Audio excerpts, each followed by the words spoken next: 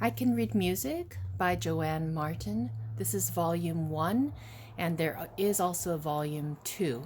I use this volume 1 with all my beginner violin students who don't know how to read music already. And so it's a staple, it's a part of my normal curriculum. And I find it has a great approach because it's kind of in line with something that I firmly believe about note reading, and it's that I feel that a student should learn note reading from the perspective of their instrument. I find that it moves a lot faster that way, and conceptually, they have an easier time with it. It kind of works in their brain a little bit better. And I also use a system of landmarks when I'm teaching how to read pitch. And so the landmarks, say for a piano student, would be probably middle C, and then the G, that's part of the G clef, the G line, and also the F, that's indicated by the F clef, F line. And then the next notes I would probably teach a piano student is like the upper C, so that would be C5, and then the lower C, that would be C3.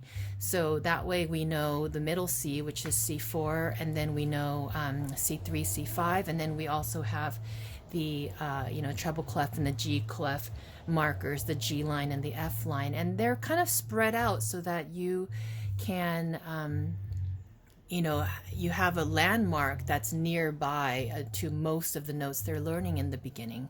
Same situation with the violin. So I'm going to go ahead and show you from here. This book starts you off lesson 1. So it's over here. The pitch is on the left side. So you can see that, I've kind of lightly penciled this in just to show my students, but normally I don't recommend the kids writing them in at all unless they're having a really hard time with it. So anyway, please ignore that. This is my working copy. So anyway, the point is that with pitch, it starts with the note A and then B. So you're only learning 2 notes from the beginning. And so I find that to be really, really accessible and approachable, for even the youngest students and beginners, and even people who have tried to learn music and haven't found success on their own. This is just a really great way. And for a violinist, the A string is usually the most common note, whereas for a pianist, middle C is the most common note. It's kind of where you start with learning notes. And then also maybe for a violinist, the D string is also a starting point, or the most common note. It depends on the method book that you're using. I noticed that a lot of the method books that schools use, in public schools, a lot of them, they focus in on the D string first, and then they go to the A string.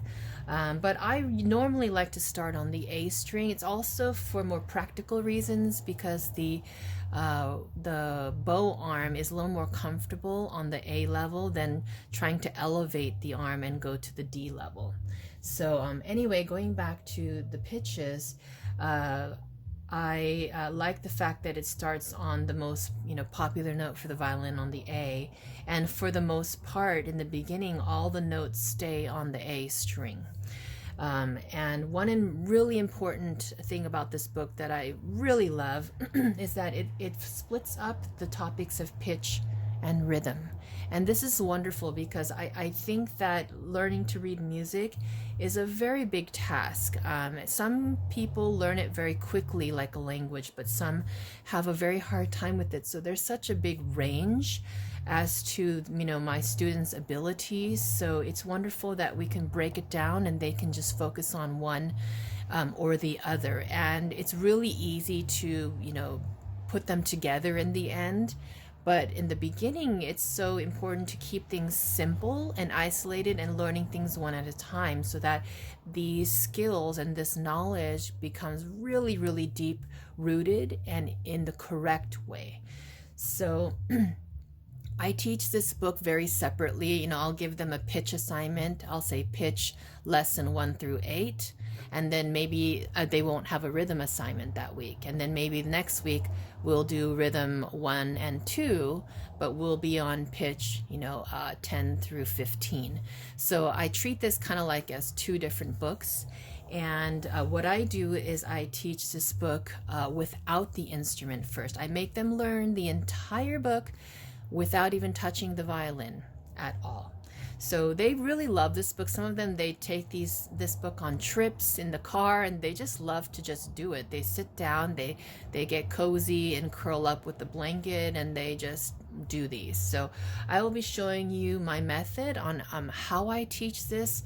I have a very clear method on teaching pitches. I have a very, very step-by-step method on teaching rhythms. So I will be using this book quite a bit. You can look forward to future videos.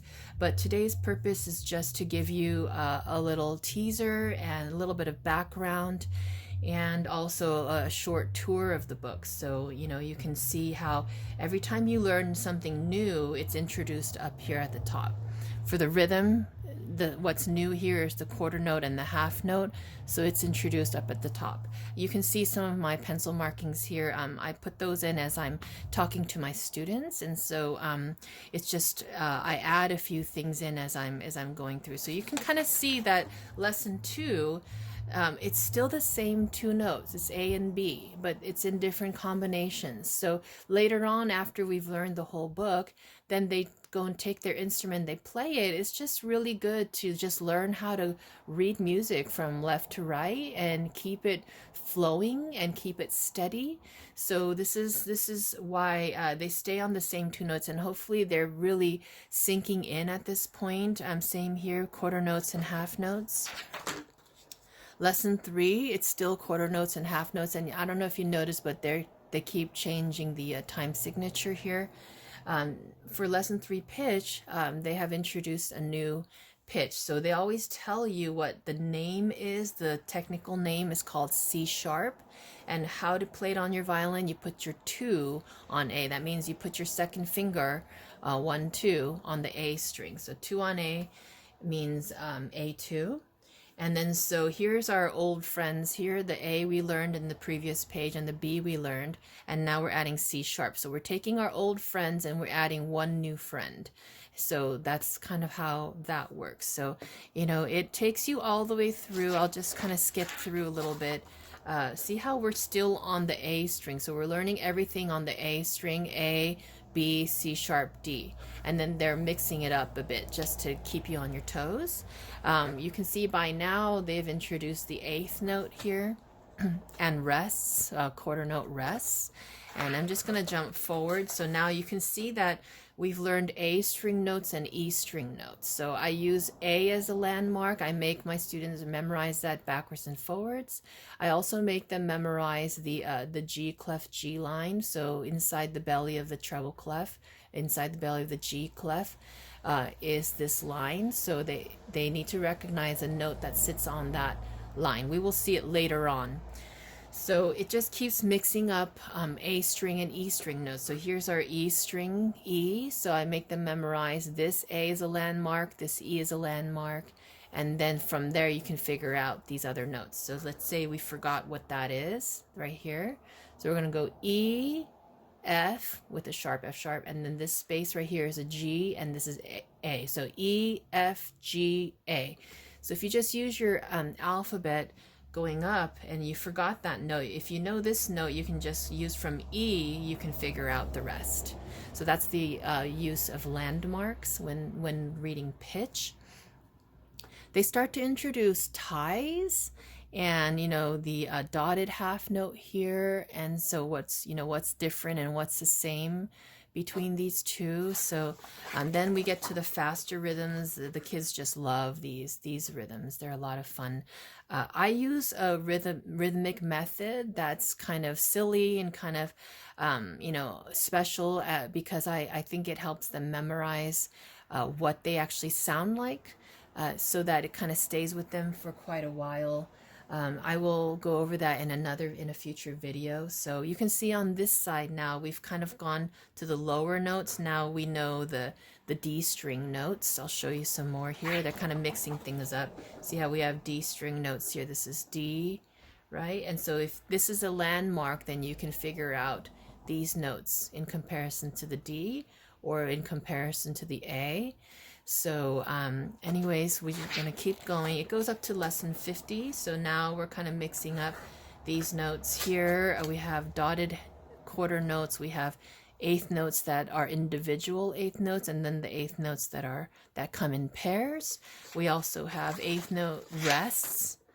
So this is really good. These are tricky rhythms for intermediate students. So, and then at the end, they even show you some compound meter, and they're just mixing up all notes. You can see by now they've learned all the G string notes. And anyway, they also at the very end introduce some low two fingers. So we learn about the difference between C sharp and C natural, and G sharp and G natural. And then also there was F sharp and F natural. So the high two, low two positions of your fingers on every string except for G. They don't show the G string yet. So this is the final one. So that's how it ends. Sometimes I teach only up to lesson 46 because that's where that's before the compound meter begins. Sometimes I save that for a little bit later on. It's an easy concept to understand, but when introduced too early, it's quite tricky.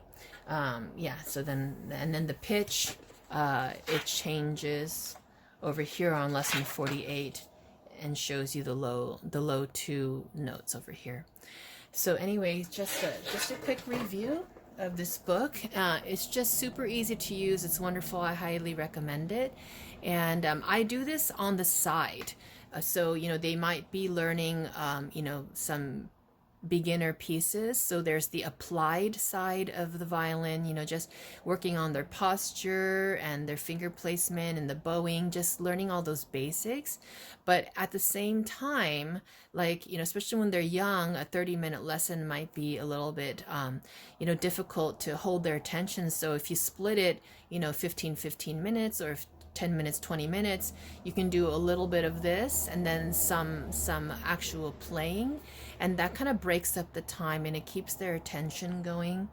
And yeah, like I said, the kids just love this book anyway, so it's just a joy for them. So anyway, good luck. Hope you enjoy this book as much as I do.